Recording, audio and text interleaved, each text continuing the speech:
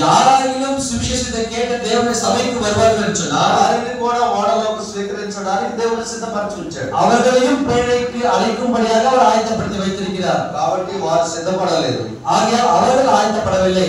8 మంది సిద్ధపడ్డారు. 8 பேர் மாத்திரம்தான் ஆயத்தமாக இருந்தார்கள். ఓడ సిద్ధపరిచారు. இங்கு பேழை ஆயத்தமாக இருக்கிறது. తమంతట తాము సిద్ధపడ్డారు. அவர்களுக்கு மாத்திரம் அவர்களே ஆயத்தமாக இருக்கிறார்கள். పడిన వారే లోపలికి వెళ్ళారు. ஆயத்தப்பட்டவர்கள் மட்டும்தான் பேழைக்குள்ளாய் போயிருக்கிறார்கள்.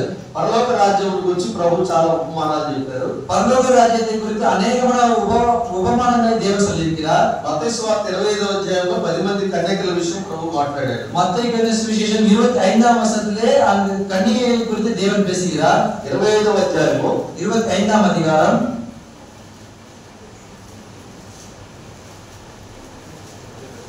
9వ వచనం చూడండి. 9ஆம் వచనం பாருங்கள். అందుకు బుద్ధిగల కన్యకలు మాకును మీకు ఇది చాలుదేమో, మీరు అమ్మవారి యొద్దకు పోయి కొనుక్కోడని చెప్పి 10వ వచనం చూద్దాం. వారు కొనబోతుండగా పెళ్లి కుమారుడు వచ్చెను. అప్పుడు సిద్ధపడి ఉన్న వారు అతనితో కూడా పెళ్లి విందుకు లోపలికి పోయి. మనకు బాగా గుర్తుండే విషయాలు ఏంటంటే బుద్ధి గలవారు బుద్ధి లేని వారు. நமக்கு தெளிவாக நினைவில் இருக்கக்கூடியது புத்தியுள்ளவர்கள் புத்தி இல்லாத கன்னிகைகள் மட்டும்தான். కానీ 10వ వచనంలో అలా చెప్పలేదు. ஆனால் 10ஆம் வசனத்தில் அப்படி சொல்லப்படவில்லை. సిద్ధపడి ఉన్నవారు అన్నాడు. ஆயத்தப்பட்டிருக்கக்கூடியவர்கள் என்று சொல்லப்பட்டிருக்கிறது. సిద్ధపడి ఉన్న వాళ్ళు ఎవరు? ஆயத்தப்பட்டிருக்கக்கூடியவர்கள் யார்? బుద్ధి గలవారు. புத்தியுள்ளவர்கள். బుద్ధి గలవారు ఎవరు? புத்தியுள்ளவர்கள் யார்? దీపాలు సిద్ధంగా ఉన్నాయి. தன்னுடைய தீபங்களை ஆயத்தப்படுத்திக்கொண்டு ఉంది. தானும் ஆயத்தப்பட்டிருக்கிறார்கள். వారు ఆత్మీయంగా కూడా సిద్ధపడ్డారు. அவர்கள் ஆவியினாலும் நிரப்பப்பட்டவர்கள் சித்தமாக இருக்கிறார்கள். ఎందుకొరకు? எதற்காக? పెళ్లి కుమారుని ఎదుర్కోవడానికి. மணவாளனை சந்திப்பதற்காக. ఆమోస్ ఏమని పిలిచాడు? ஆமோஸ் என்னவா சொல்கிறார்? మీ దేవుని ఎదుర్కొనుటకు సిద్ధపడండి అన్నాడు. உங்கள் தேவனை சந்திக்கும்படியாக ஆயத்தப்படுங்கள் என்று சொல்கிறார். ప్రభువును ఎదుర్కోవాలంటే ప్రభువును కలుసుకోవడం. தேவனை சந்திக்கும்படியாக சொன்னால் தேவனோடு கூட கலந்து கொள்ளும்படியாக. Prepare to meet thy God అన్నాడు. நீங்கள் தேவனை சந்திக்கும்படியாக ஆயத்தப்படுங்கள் என்று சொல்கிறார். దేవుని కలుసుకోవాలి. தேவனோடு கூட கலந்து கொள்ள வேண்டும். దేవునికి దూరం అయిపోయిన మనుషుడు தேவனுக்கு தூரமாக போன மனிதன் మళ్ళా తన దేవుని కలుసుకోవడానికి மீண்டுமாக தன்னுடைய தேவனுக்கு இணைந்து கொள்ளும்படியாக తాను సిద్ధపడాలి. தன்மாத்திரம் தானே ஆயத்தப்பட வேண்டும். అందుకొరకు నోహు ద్వారా దేవుడు ఏర్పాటు చేశాడు. அதற்காக நோவான் மூலமாக தேவன் ஆயத்தப்படுத்துகிறார். ప్రకటించాడు. சுவிசேஷத்தை அறிவித்தார். సువార్త వల్ల సిద్ధపడిన వారిని சுவிசேஷத்தின் மூலமாக ஆயத்தப்பட்டவர்களை రక్షించడం కోసం ரட்சிப்பதற்காக వాడు సిద్ధపరిచాడు. பேழையை ஏற்படுத்தினார். ఎంతమంది రక్షణ పొందారు? எத்தனை பேர் ரட்சிக்கப்பட்டார்கள்? సండే స్కూల్ నుంచి తెలిసిన విషయం. சண்டே ஸ்கூலில் இருந்து நாம் படித்துக் கொண்டு வருகிறோம். ఇప్పుడు సూటిగా ఒక మాట అడగమంటారా? நேரடியாக ஒரு கேள்வி கேட்கலாமா? సండే స్కూల్ వాళ్ళు ఎంతమంది ఉన్నారు ఇక్కడ? இங்கு நியாய பாட பிள்ளைகள் எத்தனை பேர் இருக்கிறீர்கள்? చేయి చూపిస్తారా? கையை உயர்த்துங்கள். చేతులు లేవా? అప్పుడు కాదు, చిన్నప్పటి నుంచి சின்ன வயதுல இருந்து சண்டே ஸ்கூலுக்கு போனவர்களை నేను கேட்கிறேன். అసలు సండే స్కూల్ కే వెళ్ళలేదని ఎవరు అన్న చేతులు ఎత్తండి. நான் இன்னும் சண்டே ஸ்கூலுக்கே போல என்று சொல்லக்கூடிய கைகளை உயர்த்துங்கள். మీరు ధన్యులు. நீங்கள் பாக்கியவான்கள். సండే స్కూల్ కి వెళ్ళకుండానే రక్షింపబడ్డారు. நீங்கள் சண்டே ஸ்கூலுக்கு செல்லாமலே நீங்கள் ரட்சிக்கப்பட்டீர்கள். ఏదో చెప్పరా? நான் ஒரு உண்மை சொல்லவா? క్రైస్తవ కుటుంబంలో పుట్టిన వాళ్ళు கிறிஸ்தவ குடும்பத்தில் பிறந்தவர்கள் ఎప్పుడు రక్షణ పొందాలో తెలుసా? எப்பொழுது ரட்சிக்கப்பட வேண்டும் தெரியுமா? మీటింగ్ లో కాదు, வாலிபர்களுடைய கூட்டத்தில் அல்ல, చర్చ్ మీటింగ్ లో కాదు, சபையின் கூட்டங்களில் அல்ல, స్త్రీల మీటింగ్ లో కాదు, சகோதரிகள் கூட்டத்தில் அல்ல, స్పెషల్ మీటింగ్ లో కాదు, விசேஷித்த கூட்டங்களில் அல்ல. సండే స్కూల్లోనే రక్షించబడాలి. நீங்கள் நியாயவாத பாறையிலே நீங்கள் படிக்க வேண்டும். సండే స్కూల్ ఎవరి గురించి చెప్తారు? நீங்கள் சிறுவர் நியாய பாறையிலே யாரை பற்றி சொல்கிறார்கள்? మీరు ఎవరి గురించి చెప్తున్నారు సండే స్కూల్లో? உங்கள் சண்டே ஸ்கூலில் யாரை பற்றி சொல்கிறார்கள்? Sunday school teachers. Sunday school ஆசிரியர்கள். కథలు మాత్రమే కాదు, கதைகள் மாத்திரம் அல்ல, సిలువ వేయబడిన క్రీస్తుని గురించిన సువార్త చిన్నపిల్లలకి చెప్పాలి. சிலுவையில் அறையப்பட்ட கிறிஸ்துவின் சுவிசேஷத்தை நீங்கள் அறிவிக்க வேண்டும். వారు బాల్య దినములలోనే రక్షణ జ్ఞానం పొంది రక్షింపబడాలి. அவர்கள் சிறுவயது முதற்கொண்டே ரட்சிப்பின் அனுபவத்தை பெற்று ரட்சிக்கப்பட வேண்டும். வேதாகம் சொல்லக்கூடிய சத்தியம் இதுதான். ఇప్పుడు చెప్పనా నిజం? இப்படி சொல்லுங்கள் உண்மை. టీనేజ్ వచ్చినా రక్షింపబడని పిల్లలు ఉన్నారు. வாலிப நாட்கள் வந்தபொழுதும் ரட்சிக்கப்படாமல் இருக்கிற வாலிப தெரிவிக்கிறார்கள். அது உங்களுக்கும் தெரியும், உங்களுடைய பிள்ளைகளுக்கும் தெரியும். మీకు సువార్త ప్రకటించబడలేదా? உங்களுக்கு சுவிசேஷம் அறிவிக்கப்படவில்லையா? నోవా ప్రకటించినట్టు మీకు ఎవరు ప్రకటించలేదా? நோவா அறிவித்தது போல உங்களுக்கு ஏன் சுவிசேஷம் அறிவிக்கவில்லையா? లేదంటే நீங்கள் ரட்சிக்கப்படவில்லை என்றால் దేవుడు సిద్ధపరిచాడు రక్షణ, தேவன் ஆயத்தப்படுத்திருக்கிறார் ரட்சிப்பை. కానీ నువ్వే సిద్ధపడలేదు. ஆனால் நீங்களே ஆயத்தப்படவில்லை. క్రీస్తు సిలువలో సిద్ధపరిచాడు నీకు రక్షణ, கிறிஸ்து உங்களுக்காக ரட்சிப்பை சிலுவையிலே నువ్వే ஏற்படுத்தியிருக்கிறார். సిద్ధపడలేదు. நீங்கள் தான் சித்தமாக இல்லை. 8 మంది మాత్రమే ఎందుకు రక్షింపబడ్డారు? 8 பேர் மாத்திரம் இதற்காக ரட்சிக்கப்பட்டார்கள். వారు తమను తాము సిద్ధపరచుకున్నారు. அவர்கள் தம்மை தாமே சித்தப்படுத்திக் கொண்டார்கள். లోకమంతా ఎందుకు నశించిపోయారు? உலகமெல்லாம் இதற்கு அழிந்து போனது. వాడు సిద్ధంగా లేదా? பேழை ஏற்பாடு சித்தப்படுத்தப்படவில்லையா? దేవుడు సిద్ధపరచవలసిన రక్షణ సిద్ధపరిచే ఉంచాడు. தேவன் ஏற்படுத்தப்பட வேண்டிய ரட்சிப்பு நீங்க ஆயத்தப்படுத்த வைத்திருக்கிறார். ఆశించడానికి కారణం, அவர்கள் அழிந்து போவதற்கு காரணம் రక్షింపబడుటకు వారు సిద్ధపడకపోవడం. ரட்சிக்கப்படுவதற்கு அவர்கள் ஆயத்தமா இல்லை. ఈరోజు సూటిగా చెప్తున్నారు. இதை இன்று நாளில் உங்களுக்கு தெளிவாக சொல்லுகிறோம். పెద్దవాళ్ళైనా சிறியவர்களாக இருந்தாலும் வாலிபர்களாக இருந்தாலும் பெரியவர்களாக இருந்தாலும் రక్షింపబడలేదంటే நீங்கள் ரட்சிக்கப்படவில்லை என்றால் క్రీస్తు నీకు సిలువలో సిద్ధపరిచిన రక్షణను అంగీకరించలేదు. கிறிஸ்து உங்களுக்காக சிலுவையை ஏற்படுத்தின ரட்சிப்பை நீங்கள் பெற்றுக்கொள்ளவில்லை. క్రీస్తును అంగీకరించడానికి నువ్వు సిద్ధంగా లేవు. கிறிஸ்துவை ஏற்றுக்கொள்வதற்கு நீங்கள் ஆயத்தமா இல்லை. తప్పనిసరిగా ఒప్పుకోవాలి. அதை நீங்கள் தெளிவாக ஏற்றுக்கொள்ள வேண்டும். క్రీస్తును అంగీకరించకపోతే கிறிஸ்துவை ஏற்றுக்கொள்ளாமல் போவீர்கள் என்றால் ఆత్మ నశించడానికి உங்களுடைய ஆத்மா நசிந்து போவதற்கு కారణం కాదు, அது வேற யாரும் காரணம் அல்ல, నీవే కారణం. நீங்கள் மட்டும்தான் காரணம். 8 మంది మాత్రమే 8 பேர் மாத்திரம்தான் రక్షింపబడ్డారు. ரட்சிக்கப்பட்டார்கள். కారణం ఏంటి? காரணம் என்ன? ఓడలో ఎక్కడం కాదు, பேழையில ஏறுவதல்ல, ఓడలో ప్రవేశించడానికి அந்த பேழைக்குள்ளாக நுழைவதற்கு విశ్వాసముతో సిద్ధపడ్డారు. விசுவாசத்தோடு கூட நாம் ஆயத்தப்பட வேண்டும். దేవుని చూసారా? தேவனுடைய கிருபையை பார்த்தீர்களா? మళ్ళీ పిలుస్తున్నాడు. இங்கு மீண்டுமாக அழைக்கிறார். యెహోవా సన్నిధిని தேவனுடைய சந்நிதிக்குள்ளாக కనబడుటకై காணும்படியாக సిద్ధపడండి. ஆயத்தப்படுங்கள். క్రీస్తును కలుసుకోవడానికి கிறிஸ்துவை சந்திக்கும்படியாக సిద్ధపడండి. ஆயத்தப்படுங்கள். మళ్ళీ చాలా కాలం గడిచిపోయింది. இன்னும் அநேக நாட்கள் கடந்து போய்விட்டது. ఇశ్రాయేలీయులు இஸ்ரவேலர்கள் 430 సంవత్సరాలు 430 வருடங்கள் ఐగుప్తు దేశంలో எகிப்து தேசத்திலே బానిసత్వంలో ఉన్నారు. அடிமைத்தனத்திலே இருந்து விட்டார்கள். దేవుని ఎరుగని స్థితి, அவர்கள் தேவனை அறியாத நிலைமை, దేవుని ఆరాధించలేని స్థితి, தேவனை ஆராதிக்கக்கூடிய நிலைமை, స్వాతంత్రం లేదు, அவர்கள் சுதந்திரம் இல்லை, శ్రమలు, அவர்கள் கஷ்டங்கள், కష్టాలు, அவர்களுடைய பாடுகள், దుఃఖము, కన్నీళ్లు, அவர்கள் கண்ணீரும் துக்கமும், బానిసత్వం. அடிமைத்தனத்திலே దేవుడు కృప గలవాడు. தேவன் கிருபை நிறைந்தவர். మోషేను పంపించాడు. மோசேவை அனுப்பினார். మోషే ద్వారా విడిపించబడి ఏర్పాటు చేశాడు. மோசேவின் மூலமாக அவர்கள் விடுவிக்கப்படியான காரியத்தை அவர் செய்தார். దేని చేత? இதன் மூலமாக గొర్రె పిల్ల రక్తం చేత.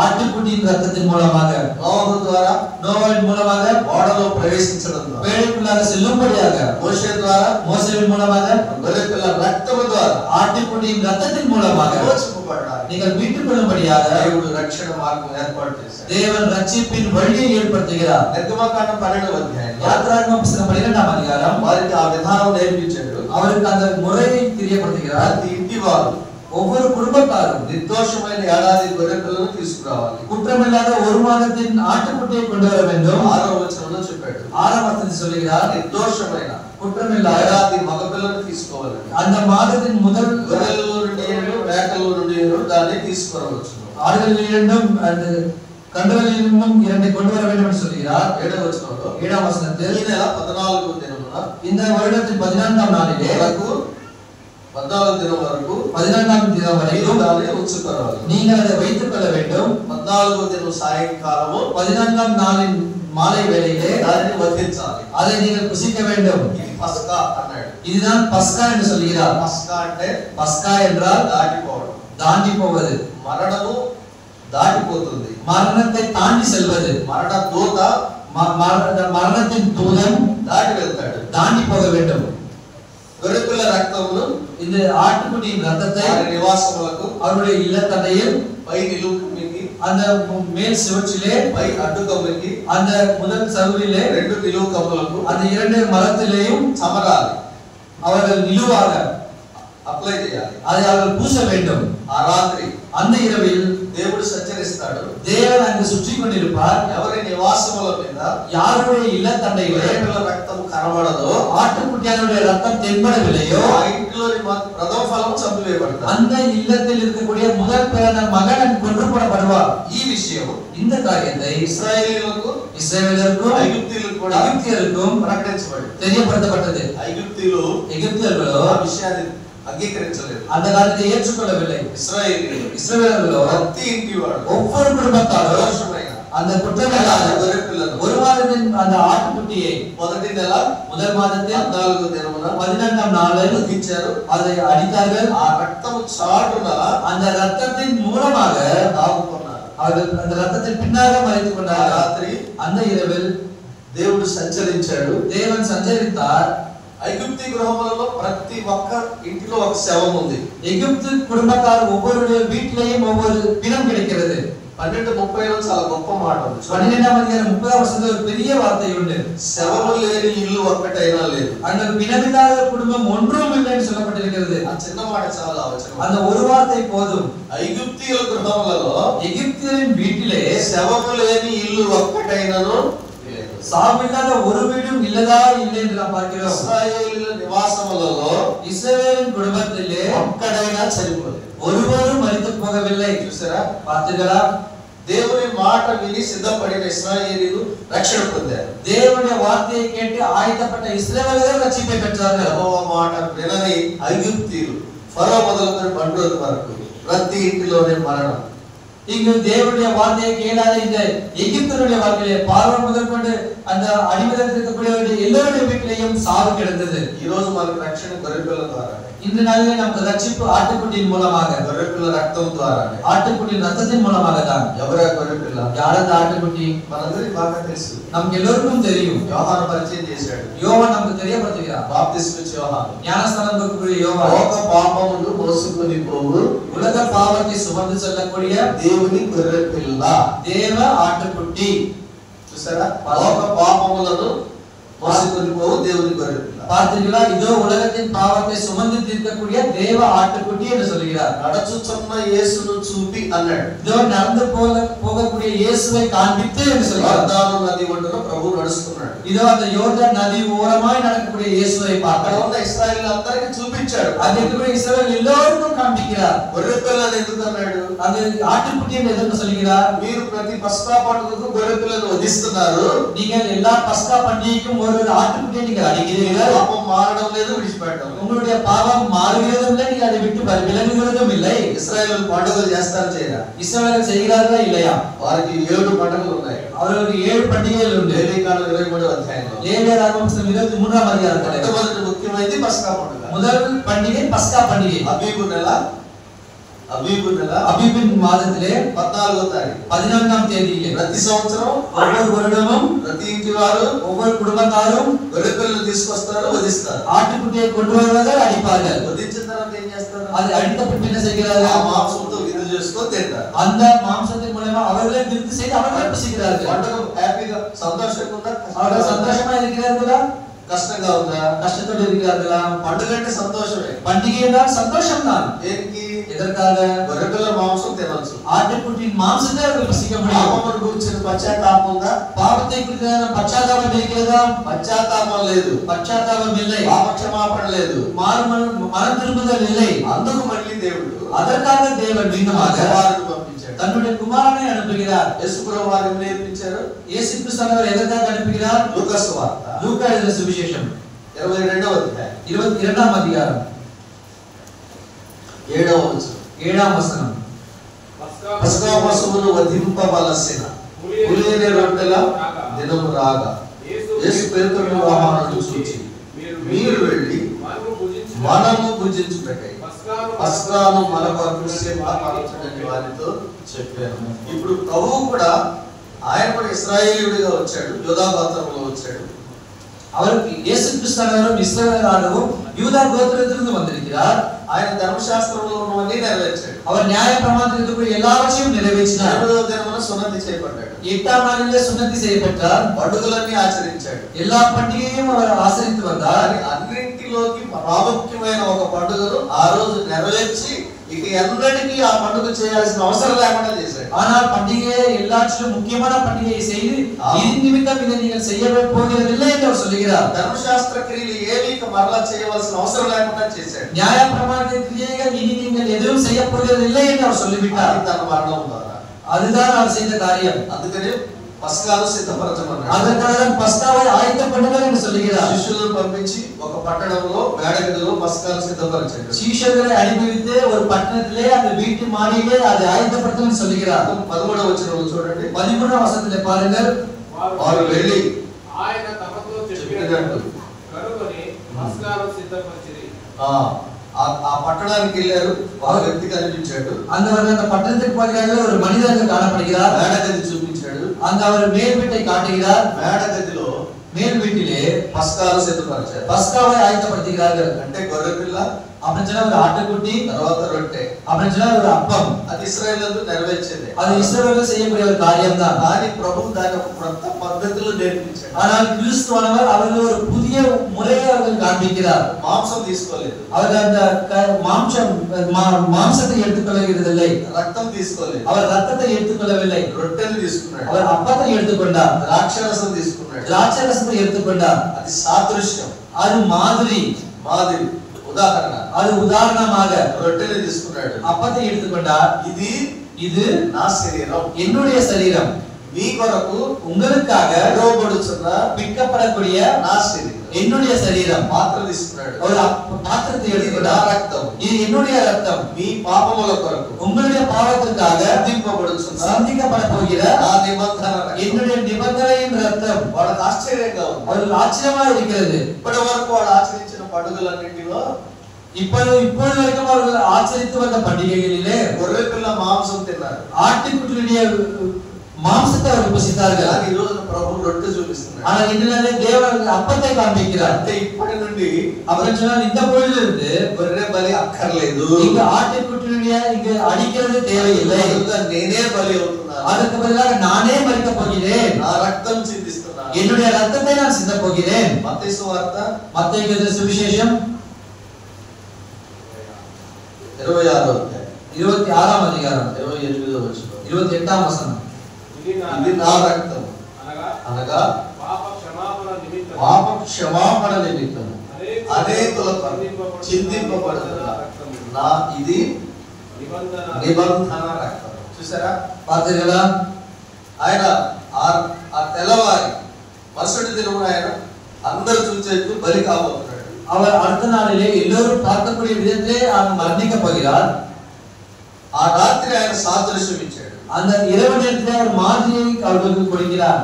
పౌలు మళ్ళీ మనకి ఇదే విషయాన్ని గుర్తు చేశాడు సంఘానికి. பவுலானவர் இதைதான் மீண்டுமாக நமக்கு சபைக்கு தெரியப்படுத்துகிறார். 5వ అధ్యాయం 1 கொரிந்தியர் 5ஆம் அதிகாரம் 1 కొరింథీ 5వ అధ్యాయం 7వ వచనం 8వ వచనం. 1 கொரிந்தியர் 5ஆம் அதிகாரம் 7-8 வசனங்கள். మీరు పులిపిండి లేని వారు కనుక நீங்கள் పులిపిல்லாதவர்களாய் இருக்கிறபடியால் కొత్త ముద్ద ఉన్నకై ఆ పాతదైన పులిపిండిని తీసిపారవేయండి. ఇంతేకాక క్రీస్తు అని మన పస్కా పశువు వధింపబడెను కనుక పాతదైన పులిపిండితోనైనను దుర్మార్గతయు దుష్టత్వమును పులిపిండితోనైనను కాకుండా నిష్కపటము సత్యం అని పులి అనే రొట్టెతో పండుగ ఆచరిద్దాము. 7-8 வசனங்களை பார்க்கிறோம். ஆகையால் நீங்கள் புளிப்பில்லாதவர்களாய் இருக்கிறபடியால் புதிதாய் பிசைந்த மாவாய் இருக்கும்படிக்கு பழைய புளிப்பில்லாத மாவை புறம்பே நீங்கள் கழுவி போடுங்கள். ஏனெனில் நம்முடைய பஸ்காவாகிய கிறிஸ்து நமக்காக பலியிடப்பட்டிருக்கிறாரே என்று நாம் பார்க்கிறோம். ఇక్కడ పౌలు రక్షింపబడిన వాళ్ళ కోసం ఈ మాట రాశాడు.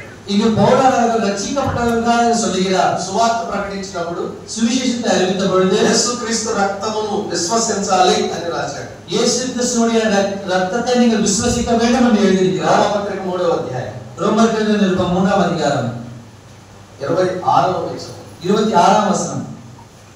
క్రీస్తు యేసు రక్తమునందలి విశ్వాసము ద్వారా ఆయనను కరుణాధారముగా బయలుపరచెను. 24వ వచనం. 24ஆம் వచనం. కాబట్టి నమ్మువారు ఆయన కృపచేతనే క్రీస్తు యేసునందలి విమోచనము ద్వారా ఉచితముగా నీతిమంతులుగా తీర్చబడుతున్నారు. இலவசமாய் அவருடைய கிருபையினாலே கிறிஸ்து இயேசுவுக்குள் மீட்பை கொண்டு நீதிமான்கள் ஆக்கப்படுகிறீர்கள் என்று நாம் பார்க்கிறோம். 24லே 24లో క్రీస్తు యేసునందలి విశ్వాసము విమోచన అన్నాడు. 26వ వచనంలో క్రీస్తు యేసు రక్తమునందు విశ్వాసము ద్వారా అన్నాడు. 24லே இங்கு கிறிஸ்து இயேசுவுக்குள்ளான மீட்பு என்று சொல்கிறார். 26லே கிறிஸ்து இயேசுவுடைய ரத்தத்தை விசுவாசத்தினாலே என்று அவர் சொல்கிறது நாம் பார்க்கிறோம். అనగా క్రీస్తు నిన్ను విమోచించుటకు బలి రక్తము చిందించాడు అనే విషయం తెలియజేశాడు. அப்படி சொன்னால் கிறிஸ்து உங்களை விமோசிக்கும்படியாக மீட்டுக் கொள்ளும்படியாக அவருடைய ரத்தத்தை சிந்தினார் என்று தெரியப்படுத்துகிறார். ఇప్పుడు ప్రభు బలిలో పాల్గొనే వారందరూ క్రీస్తు రక్తమునందు విశ్వాసం వలనే నీతిమంతులుగా తీర్చబడ్డారు. அப்படி சொன்னால் தேவனுடைய ஆராதனையிலே பங்கு பெறக்கூடிய யாவரும் கூட கிறிஸ்துவினுடைய ரத்தத்தினாலே மீட்கப்பட்டவர்கள் என்று நாம் புரிந்து கொள்ள வேண்டும். నీవు రక్షింపబడిన రోజు బలి అయిన క్రీస్తును అంగీకరించి ఆయన రక్తమును అంగీకరించి రక్షింపబడ్డావు. நீங்கள் ரட்சிக்கப்பட்ட போது இங்கு இங்கு பலியிடப்பட்ட இயேசு கிறிஸ்துவின் ரத்தத்தை நீங்கள் அர்ப்பணித்து அதன் மூலமா நீங்கள் ரட்சிக்கப்பட்டிருக்கிறீர்கள். ఇశ్రాయేలీలు సంవత్సరానికి ఒకసారి పండుగ చేస్తారు. இஸ்ரவேலர்கள் வருடத்துக்கு ஒரு முறை பலிகளை செலுத்துகிறார்கள். విశ్వాసులు ప్రతి ఆదివారం ఈ పండుగ చేయాలి. விசுவாசியோ ஒவ்வொரு ஞாயிற்றுக்கிழமை இந்த பண்டிகையை செய்ய வேண்டும். అంటే రొట్టె రసం తిని వెళ్ళిపోవడం కాదు. அப்பன் சொன்னால் அப்பத்தையும் ரசத்தையும் புசித்து செல்கிறதல்ல, పరిశుద్ధత, பரிசுத்தமாய், పులిపిండి లేని, புளிப்பில்லாத.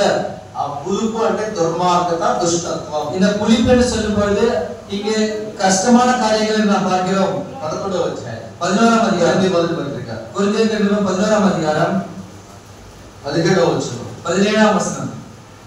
మీకు ఈ ఆజ్ఞ ఇచ్చుచు మిమ్మల్ని మెచ్చుకోలను, మీరు కూడి వచ్చుట ఎక్కువ కీడుకే గాని ఎక్కువ మేలుకు కాదు. நீங்கள் கூடி வருதல் நன்மைக்கு ஏதுவராய் இராமல் தீமைக்கு ஏதுவராய் இருக்கிறதே என்று சொல்கிறார். 20వ వచనం. 20வது వசனம். మీరందరూ కూడి వచ్చుచుండగా మీరు ప్రభు రాత్రి భోజనం చేయుట సాధ్యము కాదు. நீங்கள் ஒரே இடத்தில் கூடி வரும் பொழுது அவனவன் தன் சொந்த போஜனத்தை முந்தி சாப்பிடுகிறான் என்று நாம் பார்க்கிறோம். ఆమోసు ద్వారా ప్రభు ఇశ్రాయేలును ఎలా హెచ్చరించాడో క్రొత్త నిబంధన పరిశుద్ధులను పౌలు ద్వారా హెచ్చరిస్తున్నాడు. இங்கு ஆமோசின் மூலமாக எவ்விதமாக தேவன் இங்கு ஒரு எச்சரிப்பை கொடுக்கிறாரோ அதுபோலவே புதிய ஏற்பாட்டின் காலத்தில் கூடிய ஜனங்களுக்கும் தேவன் பவுல் மூலமாக ஒரு எச்சரிப்பை கொடுக்கிறார். ఇశ్రాయేలు ప్రతి సంవత్సరం పస్కా పండుగ ఆచరిస్తున్నారు. కానీ దేవుని ఎదుట పరిశుద్ధులుగా లేరు. இஸ்ரவேலர்கள் வருடந்தோறும் அவர்கள் தேவனுக்கு முன்பாக பலியிட்டு பரிசுத்தமாக காணப்படுகிறார்கள். ஆனால் தேவனுக்கு முன்பாக பரிசுத்தமாக அவர்கள் இல்லை. విశ్వాసులు గొర్రెపిల్ల రక్తమును నమ్మి రక్షింపబడ్డాము. விசுவாசங்களாக இருக்கக்கூடிய நாம் ஆட்டுக்குட்டியின் ரத்தத்தின் மூலமாக விசுவாசம் வைத்து நாம் ரட்சிக்கப்பட்டிருக்கிறோம். బలులను ఆరాధన చేసే ప్రతిసారి మనం యోగ్యులుగా ఉన్నామా లేదా? தேவனுடைய பந்தியில பங்கு பெறும் பொழுது ஒவ்வொரு முறையும் நாம் யோகியவான்களா இருக்கிறோமா இல்லையா? మీ దేవుని సన్నిధిని కనబడుటకై సిద్ధపడండి. உங்களுடைய தேவனுடைய சமூகத்திலே காணப்படும்படியாக நீங்கள் ஆயத்தப்படுங்கள். సిద్ధపడవలసిన రక్షింపబడిన వారా, రక్షణ పొందవలసిన వారా? இப்போது ஆயத்தமா இருக்கக்கூடியவர்கள் ரட்சிக்கப்பட்டவர்களா இல்லை ரட்சிக்கப்படும்படியாக ஆயத்தப்பட வேண்டியவர்களா? క్రీస్తు అను మన పస్కా పశువు వధింపబడినని చెప్పింది రక్షింపబడిన వారిగా, రక్షణ పొందాల్సిన వారిగా? கிறிஸ்து என்று சொல்லக்கூடியவர்கள் இங்கு பலியிடப்பட்டார் என்று சொல்லக்கூடியது ரட்சிக்கப்பட்டவர்களுக்கா அல்லது தேவனை அறிந்து கொள்ள போகக்கூடியவர்களுக்கா?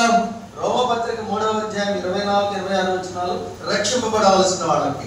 ரோமர் நிருபம் 3ஆம் அதிகாரம் 24-26 வசனங்கள் ரட்சிக்கப்பட போகக்கூடியவர்களுக்கு. కొరింథీ మొదటి పత్రిక 5వ అధ్యాయం 7వ వచనం, కొరింథీ మొదటి పత్రిక 11వ అధ్యాయం 17వ వచనం. இங்கு கொரிந்தியர் முதல் நிருபம் 5ஆம் அதிகாரம் 7ஆம் வசனமும் 10ஆம் அதிகாரம் இதில் இருக்கக்கூடிய வசனமும் ఎవరికి?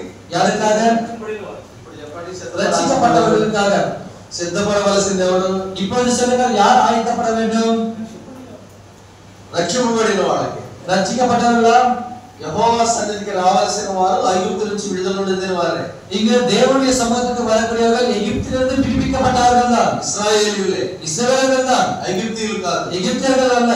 గొర్రెపిల్ల రక్తంలో విమోచింపబడిన వారే. ஆட்டுக்குட்டியின் ரத்தத்தின் மூலமாக விமோசிக்கப்பட்டவர்கள் தான். వారు విమోచింపబడ్డారు కానీ அவர்கள் விமோசிக்கப்பட்டார்களே ஒழிய దేవునికి అనుకూలంగా లేదు. ஆனால் தேவனுக்கு ஒருமித்தவர்களா அவர்கள் இல்லை. ఇప్పుడు మరలా సిద్ధపడి రావాల్సిన అవసరం ఉంది. அவர்கள் மீண்டுமாக ஆயத்தப்பட்டு வரக்கூடிய ஒரு சூழ்நிலை இருக்கிறது. మనం ప్రభువుని అంగీకరించాం, நாம் தேவனை ஏற்றுக்கொண்டோம், బాప్తిసం కూడా తీసుకున్నాం, ஞானஸ்நானத்தையும் பெற்றுவிட்டோம். ప్రభు రొట్టె రసం తీసుకోవడం అలవాటు. தேவனுடைய அப்பத்திலும் ரசத்திலும் பங்கு பெறுவது ஒரு பழக்கமாய் போய்விட்டது. దేవునికి అనుకూలంగా మనం సిద్ధపడి ఉన్నామా? தேவனுக்கு ஏற்ற விதத்தில் நாம் ஆயத்தமாய் இருக்கிறோமா? 11వ అధ్యాయం మీరు చదువుకోండి. 11ஆம் அதிகாரத்தை நீங்க படித்துக் கொள்ளுங்கள். విశ్వాసుల కొరకు చాలా మంచి చట్టం రాశాడు. விசுவாசிகளுக்காக நல்ல ஒரு சட்டத்தை எழுதியிருக்கிறார். 27వ వచనం, 20வது வசனம், 11వ అధ్యాయం 27. 11ஆம் அதிகாரம் 27வது వచనం. కాబట్టి ఎవడు అన్యాయముగా అయోగ్యముగా ప్రభు యొక్క రొట్టె తినునో లేక ఆయన పాత్ర నుండి తాగునో వాడు ప్రభు యొక్క శరీరమును గురించి రక్తమును గురించి అపరాధి అగును. చాలండి. కాబట్టి ప్రతి మనుషుడు తనను తాను పరీక్షించుకొనవలెను. అలాగు చేసి ఆ రొట్టె తిని ఆ పాత్రలో నుండి త్రాగవలెను. ఇప్పుడు మళ్ళీ మన పస్కా పశువు క్రీస్తు వధింపబడ్డాడు. இங்க நாம் பார்க்கிறோம், மீண்டுமாக நம்முடைய பஸ்காவாக இருக்கிற கிறிஸ்து இங்கு அழைக்கப்படுகிறார். ఇప్పుడు మనం ప్రభువును ఆరాధించుటకు సిద్ధపడి రావాలి. இப்பொழுது நாம் தேவனை ஆராதிக்க நாம் ஆயத்தமுள்ளவர்களாய் வர வேண்டும். ఇది వ్యక్తిగతమైన సిద్ధపాటు, இது தனி மனிதனுடைய ஆயத்தம், ఇది సామూహికంగా వచ్చే సిద్ధపాటు. இது சபையாக கூடி வரக்கூடிய ஒரு ஆயத்தம் அல்ல. మరలా దేవుడు ఇశ్రాయేలీయులను மீண்டுமாக தேவன் இஸ்ரவேலர்களை దేవుని సన్నిధికి పిలిచాడు. దేవుని సభைக்கு அழைக்கிறார். నిర్గమకాండం యాత్రాగమ పుస్తకం 19వ అధ్యాయం. 19వ అధికారం. నిర్గమకాండం 19వ అధ్యాయం. యాత్రాగమ పుస్తకం 19వ అధికారం 10-11 వచనాలు. 10-11 వచనాలు. మోషేతో నీవు ప్రజల యొద్దకు వెళ్ళి నేడును రేపును వారిని పరిశుద్ధపరచుము. వారు తమ బట్టలు ఉతుకుకొని మూడవ నాటికి సిద్ధముగా ఉండవలెను. మూడవ నాడు యెహోవా ప్రజలందరి కన్నుల ఎదుట సీనాయి పర్వతం మీదకి వచ్చును. 12వ అధ్యాయంలో ఐగుప్తులో నుంచి వెలుపలికి వచ్చారు. இங்கே 12ஆம் வசனத்திலே எகிப்திலிருந்து வெளியே வந்தார்கள். ఎర్ర సముద్రం కూడా దాటారు. இங்கே செங்கடலையும் தாண்டி வந்தார்கள். ఇప్పుడు సీనాయి కొండ దగ్గరికి రావాలి. சீனாய் மலையடியிலே வந்திருக்க வேண்டும். ఎందుకు రావాలి? எதற்கு வர வேண்டும்? ఎందుకు రావాలి? எதற்கு வர வேண்டும்? నిర్గమకాండం 3వ అధ్యాయం. యాత్రాగమ పుస్తకం 3వ అధికారం. నిర్గమకాండం 3వ అధ్యాయం. యాత్రాగమ పుస్తకం 3వ అధికారం. 12వ వచనం చదువుదాం. 12వ వసనத்தை படிங்கள். ఆయన నిశ్చయముగా నేను నీకు తోడయ్యుందును. నేను నిన్ను పంపితినకు ఇది నీకు సూచన. నీవు ఆ ప్రజలను వచ్చిన తరువాత మీరు ఈ పర్వతం మీద సేవించెదరు. విడుదల పొంది వచ్చిన వారు సేవించుట అంటే వర్షిప్, ఆరాధించాలి. இங்கு விடுதலை பெற்று வந்தவர்கள் தேவனை சேவிப்பீர்கள் என்று சொன்னால் இது ஆராதனை செய்வீர்கள் சொல்கிறார். ఐగుప్తులో గొర్రెపిల్ల రక్తము ద్వారా విమోచింపబడ్డారు. எகிப்திலே அவர்கள் ஆட்டுக்குட்டியின் ரத்தத்தின் மூலம் விமோசனத்தை பெற்றார்கள். సముద్రం దాటి వచ్చారు. செங்கடலை கடந்து வந்தார்கள். సీనాయి పర్వతం దగ్గరికి వచ్చారు. ఇప్పుడు சீனாய் மலையடியே வந்திருக்கிறார்கள். ఇప్పుడు ఆరాధన చేయాలి. ఇప్పుడు ఆరాధన செய்ய வேண்டும். యెహోవాను సేవించాలి. தேவனை ఆరాధిக்க வேண்டும். అందుకొరకు ఈ పర్వతం దగ్గరికి వచ్చారు. அதற்காக இந்த மலையடியிலே வந்திருக்கிறார்கள். అందుకొరకు వారు వారిని పరిశుద్ధపరచుము అన్నాడు. அதற்காக அவர்களை ஆயத்தப்படுத்துங்கள் என்று சொல்கிறார். ప్రభువును ఆరాధించే వ్యక్తులు తమను తాము పరిశుద్ధపరచుకొని రావాలి. தேவனை ஆராதிக்கக்கூடியவர்கள் தம்மை தாமே பரிசுத்தமாக்கி கொண்டு வர வேண்டும். రక్తములో కడుగుపడ్డాం, ரத்தத்தினாலே கழுவப்பட்டோம், పరిశుద్ధపరచబడ్డాం. பரிசுத்தப்படுத்தப்பட்டிருக்கிறோம். మళ్ళీ పరిశుద్ధపరచబడ్డం ఏంటి? மீண்டும் பரிசுத்தப்பட வேண்டியது எதற்காக? కొరింథీ 2వ పత్రిక கொரிந்தியருக்கு 2ஆம் நிருபம் 7వ అధ్యాయం 7ஆம் அதிகாரம். పరిశుద్ధాత్మ కొత్త నిబంధనలు ఇలాంటి విషయాలు నేర్పించాడు. ஆவியானவர் பரிசுத்த வேதாகமத்தில் இப்படிப்பட்ட காரியங்களை தெரியப்படுத்துகிறார். మొదటి వచనం, முதல் வசனம், ప్రియులారా మనకి వాగ్దానములు ఉన్నవి గనుక దేవుని భయముతో పరిశుద్ధతను సంపూర్తి చేసుకొనుచు శరీరమునకును ఆత్మకును కలిగిన సమస్త కల్మషము నుండి మనలను పవిత్రులుగా చేసుకొందుము. ఇది విశ్వాసులుగా అవిశ్వాసులుగా? இது విశ్వాసిகளுக்கா అవిశ్వాసిகளுக்கா? వర్ణించాల్సిన అవసరం లేదు. இது நாம் விவரிக்க தேவையில்லை. ఎవరి బైబిల్ వాడు చదువుకుంటే చాలు. உங்களுடைய வேதாகமத்தை நீங்கள் படித்தால் போதும். 6:18 ఏం చెప్పాడు? 6ஆம் அதிகாரம் 12ஆம் வசனத்தில் என்ன சொன்னார்? మనం జీవం గల దేవుని ఆలయమై ఉన్నాము. நாம் జీవముள்ள దేవుடைய ఆలయమై இருக்கிறோம் என்று சொன்னார். అదే వచనంలో నేను వారిలో నివసించి సంచరిస్తును, நான் அவர்களுக்குள்ளே வாசம் பண்ணி நான் சுற்றுகிறேன் என்று சொல்கிறார். నేను వారి దేవుడనై ఉందును, நான் அவருடைய கர்த்தராய் இருக்கிறேன் என்று சொல்கிறார். వారు నా ప్రజలై ఉందురు, அவர்களுடைய ஜனங்களாய் இருப்பார் என்று சொல்கிறார். కావున మీరు ஆகையால் நீங்கள் వారి మధ్య నుండి బయలు వెళ్ళి அவர்கள் மத்தியிலிருந்து புறப்பட்டு దీర్ఘముగా ఉండుడి, நீங்கள் நீளமாய் இருங்கள், అపవిత్రమైన దానిని ముట్టకుడని நீங்கள் பரிசுத்தம் இல்லாததை நீங்கள் தொடாதீர்கள் ప్రభువు చెప్తున్నాడు. என்று கர்த்தர் சொல்கிறார். ఈ లేఖనం ఎక్కడి నుంచి తీసుకున్నాడు? இந்த வசனத்தை எங்கிருந்து எடுக்கிறார்? ఇశ్రాయేలు జీవితంలో నుండి. இஸ்ரவேலுடைய வாழ்க்கையிலிருந்து எடுக்கிறார். వారు కూడా దేవుని సంఘముగా పరిశుద్ధులుగా కూడారు. அவர்களும் தேவனுடைய சபையாக பரிசுத்தமாக கூடுகிறார்கள். ఆ ఐగుప్తు సంబంధమైన అపవిత్రతను విడిచిపెట్టారు. எகிப்துக்கு ஏற்பட்ட சம்பந்தப்பட்ட பரிசுத்தம் இல்லாத காரியத்தை விட்டு விடுகிறார்கள். అదే మనకు నేర్పిస్తూ 7వ అధ్యాయంలో ఈ వాగ్దానములు మనకున్నవి అన్నాడు. அதுதான் நமக்கு தெரியப்படுத்தும் போது இந்த வாக்குத்தத்தம் உமக்கும் உண்டு என்று சொல்கிறார். కాబట్టి దేవుని భయముతో, ஆகையால் தேவனுடைய பயத்தோடு పరిశుద్ధతను సంపూర్ణం చేసుకుంటూ, பரிசுத்தத்தை பரிபூர்ணமாக ஏற்றுக்கொண்டு శరీరమునకు சரீரத்தையும் ఆత్మకు ஆவியையும் కలిగిన సమస్త కల్మషము నుండి இருக்கக்கூடிய எல்லா விதமான మనలను கலங்களையும் మనమే పవిత్రపరచుకుందాం. நம்மை நாமே பரிசுத்தப்படுத்திக் கொள்ள வேண்டும். నిర్మాకాండం 19:10 ఏమన్నాడు? யாத்திராகம புத்தகம் 19:10 என்ன சொன்னார்? వారిని పరిశుద్ధపరచుము, அவர்களை பரிசுத்தப்படுத்துங்கள், వారు తమ బట్టలు ఉతుక్కోవాలి. அவர் தம்முடைய வஸ்திரங்களை துவைத்துக் கொள்ள வேண்டும். ఇప్పుడు మనం బట్టలు ఉతుక్కోవాలని కాదు, இப்பொழுது நம்முடைய வஸ்திரங்களை துவைத்துக் கொள்ள வேண்டும் என்று காரணம் அல்ல. ప్రవర్తన ప్రవర్తన, நம்முடைய நடக்கை మనకు తెలిసి తెలియక, நமக்கு தெரிந்தும் தெரியாமலும் మాలిన్యం మనల్ని అడ్డుకుంటుంది. சில காரியங்கள் நமக்கு தடையாய் வருகிறது. మనం మలినమయ్యే అవకాశం లేకపోతే, நாம் அதிலே கடந்து போகக்கூடிய காரணம் இல்லாமல் இருந்தால், ఈ మాట రాయడు. பவுல் இந்த வார்த்தை எழுதியதில்லை. మీరు అన్నాడా మనం అన్నాడా? நீங்க என்று சொன்னாரா நாம் என்று சொன்னாரா? మనలను మనం పవిత్రపరచుకుందాం நம்மை நாமே பரிசுத்தப்படுத்திக் கொள்ளலாம் என்று சொல்கிறார். అందులో పౌలు కూడా ఉన్నాడు. இதிலே பவுலும் இருக்கிறார். ఎవరు పరిపూర్ణులు కాదు, யாரும் பரிபூர்ணமானவர்கள் அல்ல, పరిశుద్ధులు కాదు, பரிசுத்தவான்கள் அல்ல.